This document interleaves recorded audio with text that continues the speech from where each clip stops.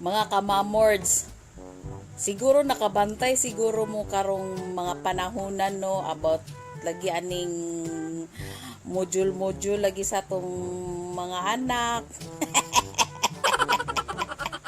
Nakabantay mo? Imagine nimo ha, isa or duha ra siguro imong anak, mura na imong tudluan sa module, pero Ginoo ko kulang na lang nimo tusukon yang mga kulang na lang nimo ipakong ilang ulo tungod sa ka mga gahig mga ulo no. Kasi natigali nimo ng mga batasan sa imong mga anak. Ya karon makatawa na lang kas mga ginikanan kay ngano napuno na lang imong newsfeed og kanang reklamo nila, kulang na lang nila ipangbugsok ilang mga anak. Kulang na lang mo ingon, teacher kuhaan ni akong anak diri kay dili na nako kaya.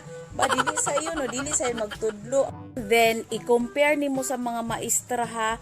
Imagine nimo sa isa ka classroom pila naka estudyante, pila naka-pupil silang gihandulan. Dili pa nila sinati ang mga tara sa mga kabataan, na mga paras, na mga tanan-tanan na mga batasan, pero nakaya nila for how many months, pilas la ka oras del tinindog, nakaya nila. Imagine ninyo, unya gamay lang galing disiplina sa mga maestra, kini pong uban mga ginikanan bitaw no. Ginoo ko mga konsentidor kayo sa nga tanan, mag-file og kaso, last year na nagpatulfo. Uy, Ginoo ko, nauna na ninyo pila naka-estudyante lang gandulan, nakaya nila. Nya kita nga mga ginikanan, duha nagbagulbol na ta, grabe nang yaw-yaw na to. Oh, di ba? Dili sayo ng maestra.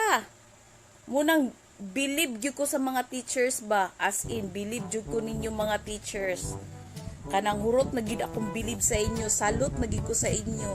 So mga inahan na namoy idea, so kung disiplinahon ninyong mga anak, basta lang dili lang pasakitan, basta dili lang below the belt, wala na problema. Ayaw ninyo ikonsinti kay dili sayon maging teacher, kay kamo gali nga inahan karon nagkalisod na mo, di ba?